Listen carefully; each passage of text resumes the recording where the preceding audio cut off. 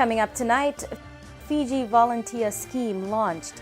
New Caledonian President of Congress visits Prime Minister and doctors investigated. Good evening, I'm Sandra Assam. The Fiji Volunteer Service was launched today by the head of government, Prime Minister Bainimarama. The volunteer service will engage unemployed persons and retirees who wish to serve in the spirit of volunteering in any local, regional or international undertaking, covering cross-cutting areas of medicine, education and environment.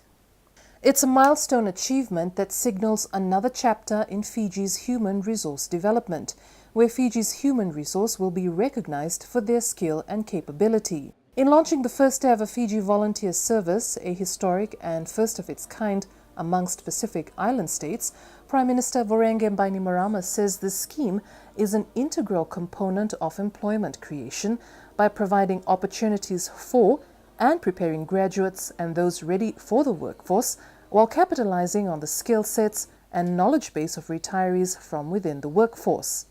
The launch of our own volunteer scheme this morning also signals our offer to extend the benefits of the scheme to our regional neighbors. The Fiji Volunteer Scheme will instill a culture of giving and inspire a sense of pride and patriotism.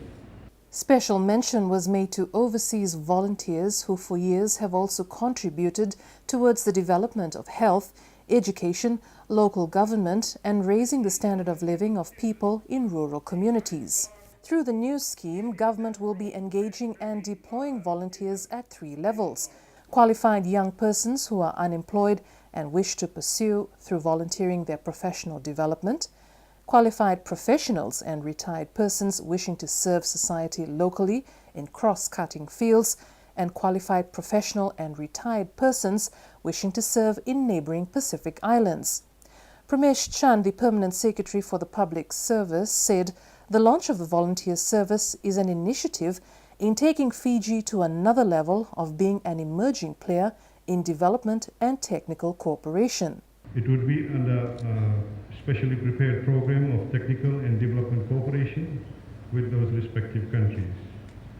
And we are pleased that with the launch today, we'll be able to effectively realize that vision.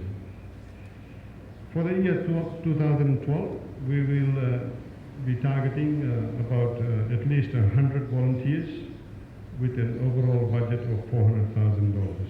Volunteerism has existed in Fiji, with various volunteers assisting through technical cooperation programs from Korea, the United States, United Kingdom and Japan. President of the Congress of New Caledonia, His Excellency Rock Wamitan, paid a courtesy call to the Prime Minister Bainimarama this morning.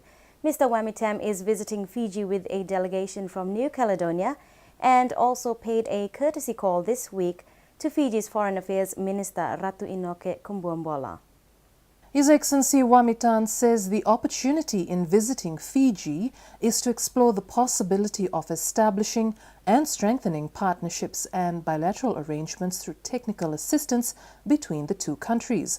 Prime Minister Bainimarama also briefed the New Caledonian delegation of the current rehabilitation and reconstruction works that is currently underway in the Western Division, as well as the nation's progress underlined through Fiji's roadmap.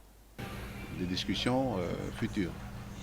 Yes, in my current capacity as the President of New Caledonia Congress or President of Speaker of Congress in New Caledonia, I am aware of the situation here. I don't have any counterpart at the moment to engage in any discussions on possible areas of cooperation. But I wanted to take the opportunity in my current tenure as President to visit Fiji and in a way to also complete the round of capital visits to the MSG capitals. Using the opportunity also to touch base with the government authorities to get a better understanding of the roadmap, the process of the roadmap process that is currently undergoing in Fiji in anticipation, obviously, of with the institutional developments. During his short stay in Fiji, Mr. Wamitan will also visit flood-affected areas in Ba and Tavua. He has also pledged approximately $100,000 towards the Prime Minister's flood appeal account. He returns to New Caledonia this Saturday. After a two-day visit to Fiji, the Director General of the Multinational Forces and Observers, David Satterfield, and his entourage flew out of the country this morning, reassured of Fiji's continuous support to the future objectives of the MFO. The farewell dinner was also attended by permanent secretaries and senior officers of the Republic of Fiji Military Forces. We hope, sir, that your visit will cement the relationship that has been built up over the years between MFO and Fiji.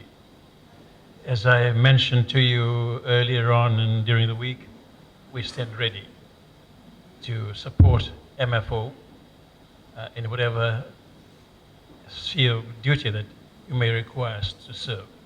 Ambassador Satterfield concluded that the visit to Fiji was undoubtedly a fulfilling one, particularly for the role that the Fiji military forces have been engaged in since 1982. This has been an excellent visit that the force commander and I have made to Fiji. This is my first visit, it will not be my last, and the purpose of the visit was to have a chance to express the appreciation of the MFO, the Multinational Force and Observers, to the Prime Minister, as well as to the men and women of the Republic of Fiji Armed Forces for the service they have provided to the MFO. The 2 days of high-profile meeting also enabled both the MFO and the RFMF to review some of the strategic elements of the MFO mission, which needed to be pursued and addressed in view of the challenges on Fiji's participation in international peacekeeping duties in the Sinai Peninsula. For 3 decades, Fiji has served ably, with professionalism, with skill. Fiji has lost forces in the Sinai, and we remember and commemorate those losses. Fiji has been superb.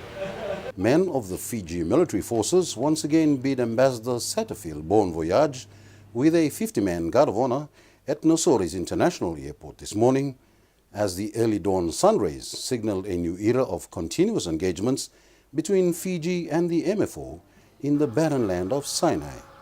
An investigation is underway seeking the reason behind the non-registration of over 130 medical and dental practitioners. This is the revelation from the Fiji Medical and Dental Secretariat Chief Executive, Dharmesh Prasad. Following the promulgation of the Fiji Medical Practitioners Decree in March of 2010, it became compulsory for all doctors and dentists around the country to register with the Secretariat. Chief Executive of the Fiji Medical and Dental Secretariat, Dharmesh Prasad, reveals that to date, a total of 495 doctors have registered, along with 219 dentists and special dental practitioners. This is a sort of a new period, a 12-month annual period, where all the medical and dental practitioners' annual practice license has been renewed.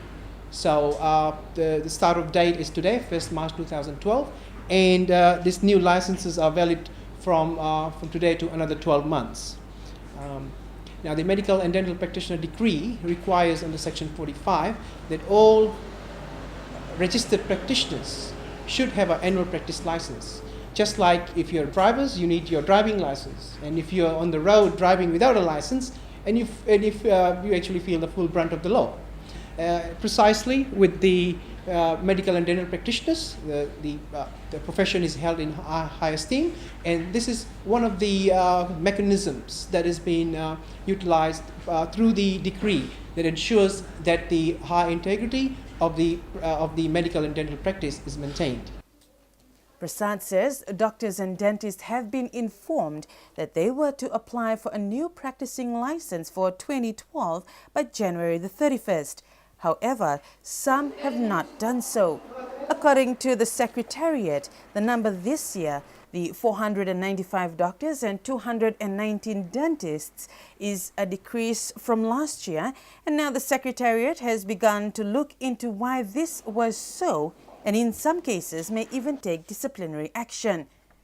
Prasad says those that have not registered and are still practicing are breaching a decree. That's the task I will undertake in the next week, I suppose, is to actually contact these people.